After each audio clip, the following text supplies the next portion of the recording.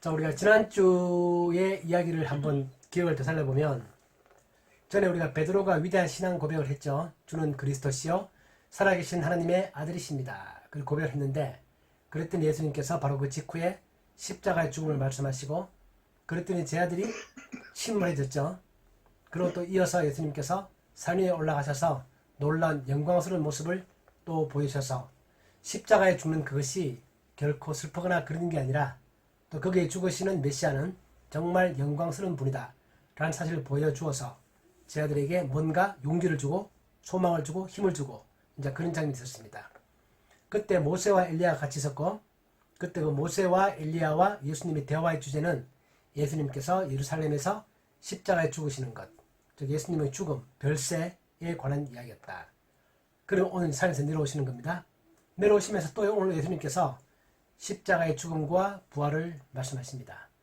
그래서 지금 계속 이어지는 이야기의 핵심은 뭐냐면 십자가에 죽으시는 예수님은 실제로는 아주 영광스러운 분이시다.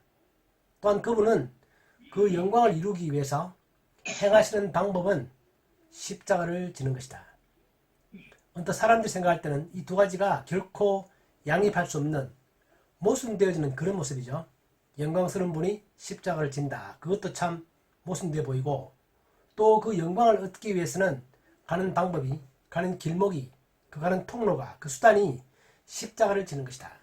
이 두 가지 사실이 사실 오늘 예수님께서 어떤 여러 가지 사건들을 통해서 번갈아 가면서 말씀을 해주십니다. 그러시면서 오늘 본 이 내용들을 아무에게도 말하지 말라 그렇게 말합니다. 오늘 이 사건을 본 사람들은 몇 명이죠? 예수님의 12제자 가운데서 3명이 이 사건을 본 것입니다. 그렇기 때문에 이 3명 외에는 다른 제자들 9명에게도 이 말을 하지 말라 그렇게 지금 말씀하시는 것입니다. 왜냐하면 예수님께서는 이 3명은 그래도 예수님의 가르침을 좀 더 많이 이해하고 이 십자가의 죽음과 부활을 지금 시점에서는 조금 더 이해할 거라고 보지만 나머지 9명의 제자들도 그 사실을 이해하기는 힘들 것이다. 그렇기 때문에 아직은 말하지 말라. 그렇게 말씀하시는데 그러나 오늘은 중요한 단서가 붙습니다. 언제까지? 죽었다가 다시 살아나기 전까지는. 이 말은 즉슨 다시 바꿔서 말하면 죽었다가 다시 살아나면 그때는 오늘 이 본 사건을 말해도 좋다 그렇게 말합니다. 이대로 만약에 약속을 지켰다면 오늘 이 마태복음을 기록한 마태는 그때 그 변화산상에 없었죠. 베드로, 요한, 야고보 3명만 갔었기 때문에 그때 마태는 없었는데 아마도 예수님의 부활 이후에 이 마태복음을 기록했고 그때 아마 비로소 마태가 그 이야기를 들었을 수도 있습니다.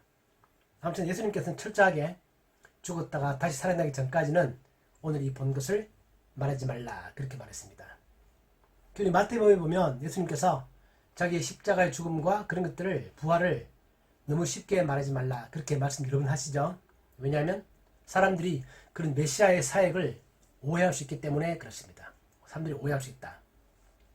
그래서 이 제자들이 이해할 수 있는 수준에서만 항상 말씀을 하시고 너무 많은 것들을 말씀하셔서 제자들이 헷갈리지 않도록 쉽게 말하면 이제 그런 일을 하고 있는 것입니다. 그런데 제자들의 마음 가운데는 예수님이 그 말을 들었을 때 두 가지 궁금한 게 생깁니다. 오늘 마태복음에 하나 안 나오지만 첫 번째는 뭐냐면 죽었다가 살아나는 게 뭐지? 이런 이야기를 합니다. 오늘 우리 본문에는 그 말이 없죠. 그 말이 없는데 이 같은 사건을 다루고 있는 마가복음 9장에 보면 제자들이 그렇게 말합니다. 그들이 이 말씀을 마음에 두며 서로 문의하되 죽은 자 가운데서 살아나는 것이 무엇일까? 라고 다들끼리 이렇게 이야기를 하는 것입니다. 그들은 부활에 대해서 경험해보지도 못했고 잘 알지도 못합니다. 오늘 우리도 어쩌면 이 제자들보다 조금 더 나을 수는 있겠지만 거의 큰 차이가 없죠. 우리도 워낙 교회에서 부활에 관한 얘기를 많이 듣고 이제 우리 다음 주면 부활절이라서 또 부활에 관한 얘기를 많이 듣긴 하겠지만 정작 우리도 체험해보지 못했고 정말 눈을 보지 못했기 때문에 과연 성경이 말하는 부활이 도대체 어떤 거지? 우리 마음속에도 그런 의문이 있는 것처럼 그러나 그 당시의 제자들은 지금 우리보다도 훨씬 더 큰 의문을 갖고 있는 거죠. 그래서 첫 번째 드는 것입니다. 두 번째는 예수님이 그 말씀을 듣고 있으면 오늘 본문에 나오는 것처럼 엘리야가 먼저 와야 되는 거 아닌가? 이 생각을 하는 것입니다. 왜냐하면 서기관들이 그렇게 말하고 있는 거죠. 메시아가 올 때는 항상 그 전에 엘리야가 먼저 와야 된다. 그렇게 말하고 있는 것들을 자기도 많이 익히 들어왔기 때문에 예수님께 그런 질문을 하는 것입니다. 만약 예수님께서 십자가에 죽으시고 다시 살아나시고 예수님 진정 메시아시라면 그 전에 엘리야가 먼저 와야 되는 거 아닙니까? 그렇게 말하면서 또 방금 우리 변화산상에서 엘리야를 봤기 때문에 우리가 방금 본 그 엘리야가 다시 이 땅에 언제 오는 거지? 오긴 오는 건가? 그런 생각이 드는 것입니다. 이 자연스러운 그런 질문들이죠. 이 마음 가운데 그런 궁금증이 생기고, 이 성경은 참 좋은 것이 뭐냐면 그런 궁금한 것들을 충분히 말할 수 있다. 물어보고 질문하고 그렇게 깨달아가는 과정들을 성경은 다 기록하고 있습니다. 우리도 신앙생활 할 때 내 마음 가운데 뭔가 궁금한 게 있으면 그걸 가슴에 담아두는 게 아니라 물어볼 수 있고 따져볼 수 있고 내가 이해될 때까지 그렇게 할 수 있는 것입니다. 그런데 우리가 생각해보면 제 아들이 엘리야가 과연 먼저 와야 되는 거 아닌가? 이렇게 질문하는 걸 보면 이 제 아들의 기억력과 이해력이 좀 부족하다 그 생각이 들죠. 우리처럼 옛날에 예수님께서 한번 말씀하신 적이 있다 없다? 엘리야가 먼저 오는 거에 대하나요? 우리도 기억 잘 안 나시죠?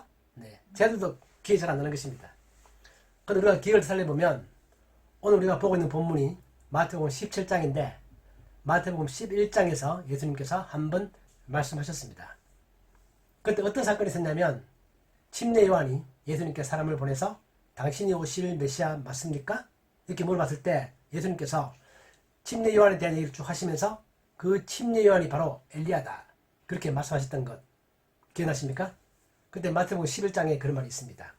11장 10절과 14절에 보면 그때 예수님께서 기록된 바 보라 내가 내 사자를 내 앞에 보내노니 그가 내 길을 내 앞에 준비를 하신 것이 이 사람에 대한 말씀이니라. 즉 말라기서에 나와 있는 하나님께서 메시아를 보내기 전에 하나의 사자를 먼저 보낸다 라고 말한 게 말라기서 3장에 나와 있는데 그것이 바로 침례 요한을 말하는 것이다 라고 예수님 말씀하셨고, 또 14절에 보면 그 당시에 마태복음 11장 14절에 보면 만일 너희가 절겨 받을진대 오리라 한 엘리야가 곧 이 사람이니라. 귀 있는 자는 들을지니라. 그때 그렇게 말씀하셨거든요. 그 예수님께서는 그 오리라 한 그 엘리야가 즉 말라기서 요건 이제 4장인데 4장에 보면 보라 여호와의 크고 두려운 날이 이르기 전에 내가 선지자 엘리야를 너희에게 보내리니 이렇게 말씀하신 게 있단 말이죠. 그래서 말라기서에서는 두 번 예언되어 있습니다. 말라기서 3장과 4장에 두 번 예언되어져 있는데 4장에는 명확하게 내가 선지자 엘리야를 너에게 보낸다. 이렇게 말씀하신 그 예언이 예수님의 말씀에 따르면 실제로 우리들 가운데 이루어졌고 그것이 바로 침례 요한이다. 그렇게 그때 말씀하셨습니다. 그럼 오늘 제 아들 다시 또 물어보는 거죠. 그때 그 말은 까마득히 잊어버리고 듣긴 들었는데 잊어버리는 거죠. 우리처럼 잊어버리고 예수님 당신이 정말 메시아시라면 그 전에 엘리야 와야 되는 것 아닙니까? 이렇게 물어보는 것입니다. 잘 모르는 것 한 번 더 물어보는 거 나쁜 거 아니죠. 이해가 될 때까지 계속 물어보는 것입니다.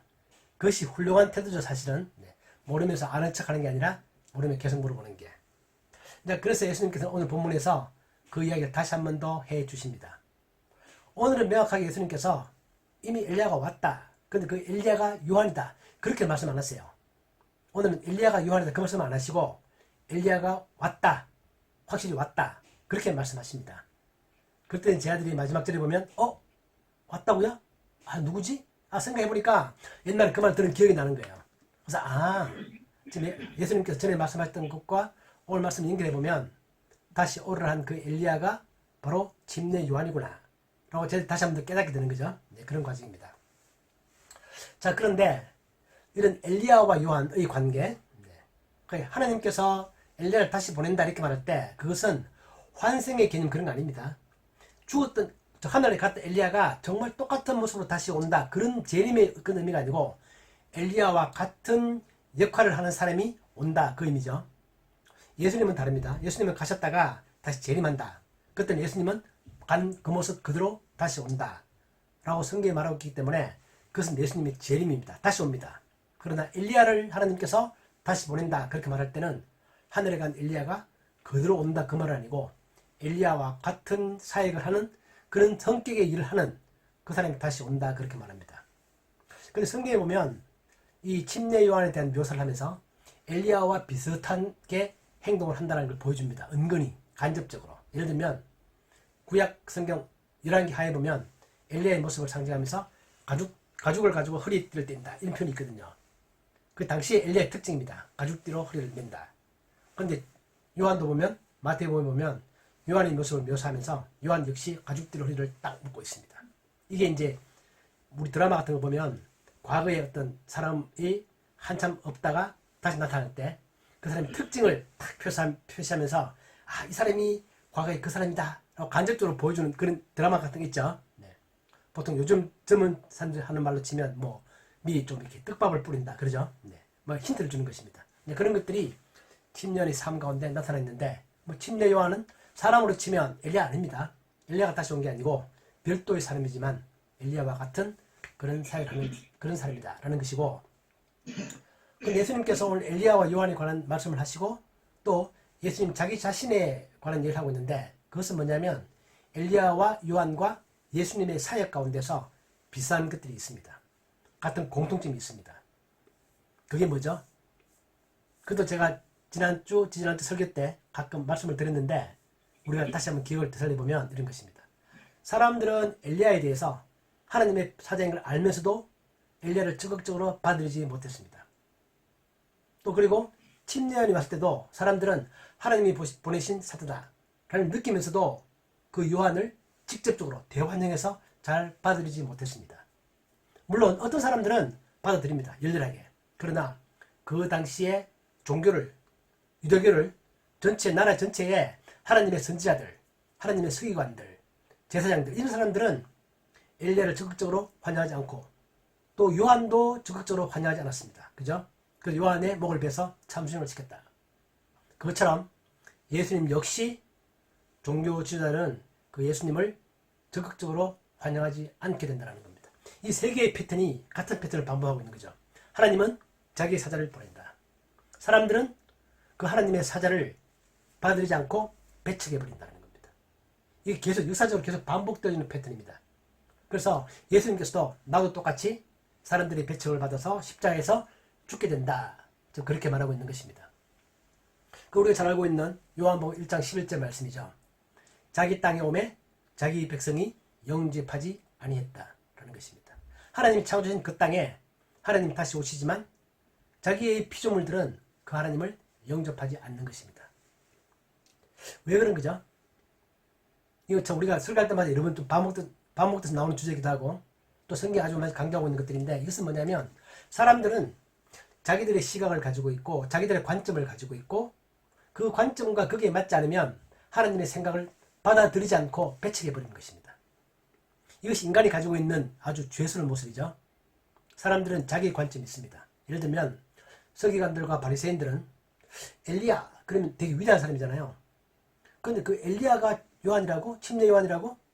난 그 인정할 수 없는 게 엘리야가 그렇게 위대한 사람이면 침례 요한도 위대한 사람이라 해야 되고 침례 요한이 그 끝이 헤롯 왕에 의해서 목이 잘려서 죽는 그런 모습일 리가 없다고 생각하는 것입니다.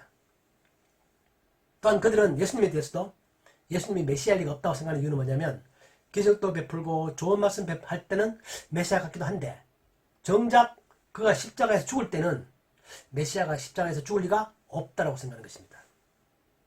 그래서 그 사람들이 받아들이지 못하는 모습입니다.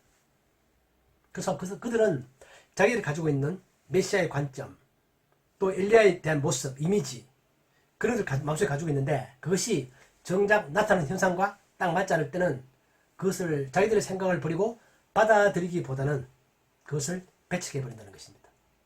그건 우리도 그렇죠. 우리도 그렇습니다. 우리도 내가 가지고 있는 선입견을 가지고 있고 뭔가 자기 생각을 가지고 있는데 하나님의 말씀이 왔다 하더라도 그것이 나의 생각과 뭔가 좀 다르다. 내가 이해하기 힘들다. 라고 하면 내 생각을 바꿔서 그것을 받아들이기보다는 그것을 배척하는 쪽으로 우리가 가기가 쉽다는 겁니다. 그게 우리가 가지고 있는 그 단점이고 우리가 잘 반성해야 되는 그런 것들입니다. 그래서 예수님도 나중에 보면 마태복음 21장에서 그 서기관들에게 그렇게 말합니다. 요한의 세례가 어디로부터 왔느냐? 하늘로부터 온 거냐? 사람으로부터 온 거냐? 다시 말하면 하나님의 사자냐? 그렇게 물어봤을 때 그들이 답을 못합니다. 그들의 마음 가운데서는 뭔가 메시지 내용을 보면 하나님이 보낸 메시지 같은데 그러나 정작 자기들 그걸 받아들이지 않았거든요. 그러니까 하나님의 사람이라고 말하기도 그렇고 또 아니라고 말하기도 그렇고 그렇게 말을 못하는 것입니다. 사람들이 가지고 있는 일종의 갈등, 우리 뭐가 가지고 있는 일종의 그런 갈등 같은 것들입니다. 우리 신앙에 있어서 이걸 우리가 잘 해결해내는 게 중요하죠. 내가 항상 나의 관점이 의미가 있긴 하지만 그 관점과 하나님이 말씀하는 걸 딱 들었을 때 그것이 뭔가 다른 것 같다고 한다면 내가 내 생각을 바꾸고 마음을 열고 그 말씀을 받아들이는 그런 자세가 필요하고요. 이 당시의 유대인들의 서기관들, 바리새인들, 제사장들은 그런 걸 하지 못했습니다. 그래서 그들은 메시아를 십자가에 못 박는 것입니다. 못 박았더니 또 죽는 것입니다. 그걸 보면서 도저히 이 사람은 메시아일 리가 없다고 생각하는 것입니다. 그런데 그 뒤에 부활했죠. 그 부활하면 그걸 받아들여야 되는데 또 그것도 못 받아들이는 것입니다. 너무나 좀 자기 생각과 너무나 달라서 그 흘러가는 그 모습들이 자기들이 생각했던 메시아의 오심과 그분의 역사와 그들의 위대하심과 이런 것들과 너무 안 맞는 것입니다. 그래서 그들은 그것을 받아들이지 못한다. 그래서 오늘 예수님께서 제자들에게 계속 말씀하시는 게 십자가에 죽는 메시아, 그 얘기를 계속 하는 것입니다. 그래서 바울도 고린도전서에서 그렇게 말하죠. 우리는 십자가에 못 박힌 그리스도를 전한다. 이것이 유대인들은 정말 받아들이기 힘든 것이다. 이방인들이 볼 때도 그 참 이상하다. 우리가 생각해도 그렇죠. 우리도 전도를 해보면 그런 메시아의 그런 모습에 대해서 많은 사람들은 십자가에서 죽으시는 메시아의 모습을 잘 이해하지 못합니다. 우리도 보면, 우리 현실적으로 바라보면, 우리도 보면 세상에서 뭐 성공한 사람들, 우리도 세상에서 그 위인들을 바라보면 그 위인들의 모습은 약간 떨어서 보면 되게 멋있고 좋고 따라가고 싶고 또 우리 자녀들에게도 저 위인들처럼 그런 성공한 사람들처럼 살아가기를 바라고 그런 모습들을 가지고 있죠. 그러나 그 사람들이 정작 그것을 성공하기 위해서 그 위인들이 위인이 되기 위해서 겪었던 어려움과 고난과 역경 같은 것들은 우리가 쉽게 잘 받아들이지 못합니다. 우리는 우리 자녀들에게 저 위인전에 나오는 위대한 인물이 되기를 바라고 기도도 하지만 그들이 겪었던 고난과 어려움은 우리의 자녀가 겪지 않기를 바라는 거죠. 그래서 우리 두 가지 마음을 가지고 있습니다. 우리는 아브라함 링컨을 존경한다. 내 아들이 아브라함 링컨처럼 되었으면 좋겠다 라고 생각하지만 아브라함 링컨이 겪었던 어려운 상황들 또 마지막에 암살당하는 장면들 이런 것들은 우리 자녀가 겪게 하고 싶지 않은 것입니다. 우리는 각각에도 우리 보통 사회에서 보면 누구는 굉장히 성공한 사람이다, 멋있는 사람이다. 그 열매는 우리가 갖고 싶은데 그걸 갖기 위한 그 과정들, 어려운 과정들 그런 것들은 우리가 받아들이고 싶지 않은 것입니다. 이게 우리들이 가지고 있는 그 당시에 유대인들도 가지고 있었던 그런 마음들이죠. 그래서 오늘 제자들이 그 이야기 쭉 들으면서 아까 예수님께서 말씀하셨던 것처럼 그 오르란 엘리야가 바로 요한이구나 그 사실을 깨달았습니다. 깨달았는데 오늘 그 깨달았다고 되어 있죠. 근데 이 마태복음의 재밌는 주제는 뭐냐면 이 제자들이 계속 깨달아가는 과정들을 계속 잘 묘사하고 있습니다. 제자들이 처음에 얼마나 어리석었는지 그 예수님께서 제자들에게 믿음이 적은 자들아 그렇게 말씀하시고 그런 가운데서 제자들의 믿음이 점점 더 커가는 과정들 그런 걸 마태복음은 잘 기록하고 있거든요. 그래서 우리들에게 어떤 큰 위로를 줍니다. 우리의 믿음이 작은 것 하나님께서 다 알고 계시고 우리의 믿음이 계속 자라나기를 하나님은 바라고 계시고 또 자라나는 모습들을 성경은 잘 기록하고 있습니다. 오늘 본문에서 보면 제자들이 깨달았다고 되어 있지만 사실은 제자들이 그 내용을 제대로 깨달은 것은 아닙니다. 왜냐하면 우리가 나중에 가보면 예수님이 정작 그 십자가에 잡히기 위해서 사로잡힐 때 베드로가 칼을 뽑아서 말고의 귀를 베죠. 그때 예수님이 그렇게 말씀하십니다. 칼집에 칼을 다시 꽂아라. 만약 네가 그렇게 하면 이런 일이 있으리라 한 성경이 어떻게 이루어지겠는가. 그렇게 말씀하셔서 베드로야 너는 내가 계속 가르쳐왔던 것처럼 내가 십자가의 죽음을 내가 반드시 십자가에서 죽어야 되고 또 부활해야 된다는 사실을 지금도 깨닫지 못하고 있느냐. 너는 그걸 지금 저하고 있는 거냐. 칼을 빼서 말고의 귀를 베냐. 베지 말고 칼을 칼집에 꽂아라. 그렇게 말씀하신 거거든요.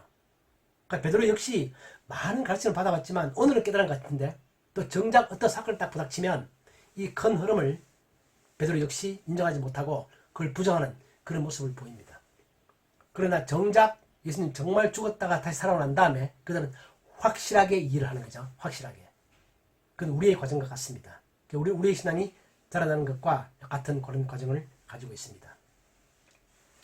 오늘 우리가 이런 삶을, 우리 말씀을 보면서 정리해보면 혹시 여러분 생각할 때 제가 방금 아브라함 링컨 얘기도 했지만 여러분 생각하실 때 여러분 주변에 참 저 사람 참 멋있게 산다. 그렇게 생각되시는 분 계세요? 이제 그런 사람 있으면 잠깐 머리 한번 떠올려 보십시오. 그리고 나의 자녀가 닮게 하고 싶은 그런 사람들, 어떤 사람들 있죠?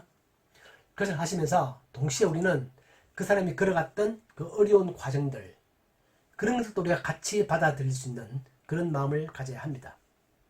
하나님께서 예수님이 십자가를 말했던 것처럼 우리들의 현실적 삶 가운데서도 우리가 뭔가 이루어내기 위해서는 그 과정에서 뭔가 인내의 시간이 필요하고 고통의 시간이 필요한 것도 사실입니다.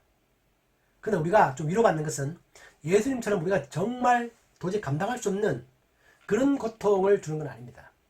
하나님은 우리가 어떤 무엇을 이루기 위해서 인내의 시간들을 주시지만 그러나 그 인내와 고난의 시간들은 우리가 충분히 견뎌낼 수 있는 것들을 하나님 우리들에게 주십니다. 그래서 우리가 그런 데서 우리가 위로를 받을 수 있죠. 우리가 용기를 가지고 내가 뭔가를 내가 추구해 나갈 수 있습니다. 그래서 오늘 읽어보면서 우리들 삶 가운데는 십자가의 순간들도 있고 또 영광의 순간들이 있다. 그리고 마지막에는 반드시 우리들의 삶 가운데는 영광의 날들이 있게 된다라는 믿으면서 그러나 그 과정에서 그런 고난의 시간들을 잘 인내하고 어떤 의미에서는 하나님과 함께 동행하면서 그 자체를 즐거워할 수 있는 그런 삶을 살아가는 것이 정말 중요하겠다. 그런 생각을 해봅니다. 오늘 아까 우리 김익근 목사님이 그 토요일 했던 것처럼 오늘은 종료주일입니다. 종료주일은 뭐냐면 다음 주일이 부활주일인데 이번 주 금요일이 이제 십자가에 돌아가시는 날이고 그 전에 예수님께서 예루살렘 들어가실 때 사람들이 종려나무 가지, 종려나무라는 것은 지금 요즘 말로 하면 파암출이죠. 파암출이 잎사귀를 흔들면서 호산나 그 외쳤던 그 날을 기념하는 그런 날입니다. 우리가 이번 주간이 그 특히 다른 데도 마찬가지겠지만 이 십자가의 죽음과 부활을 우리가 생각하면서 예수님의 그러한 길을 생각하면서 나도 그보다 훨씬 규모가 작고 그 강도는 약하겠지만 나 자신도 그러한 삶을 살아가야겠다라는 그런 결심들을 하는 그런 참 복된 일주간이 되기를 예수님의 이름으로 축복합니다. 아멘. 기도하겠습니다. 하나님 아버지, 정말 예수님의 십자가의 죽음과 부활을 언제 생각해도 참 그 어렵고 정말 참 놀라운 그 비밀스러운 그 복음의 진리를 정말 우리가 깨닫지 못하고 살아가고 있음을 다시 한번 고백합니다. 예수님의 그 길을 우리도 따라갈 수 있게 하시고 십자가의 죽음과 부활이 정말 하나님이 원하시는 그러한 삶의 방식인 것을 다시 한번 깨닫게 하여 주옵소서.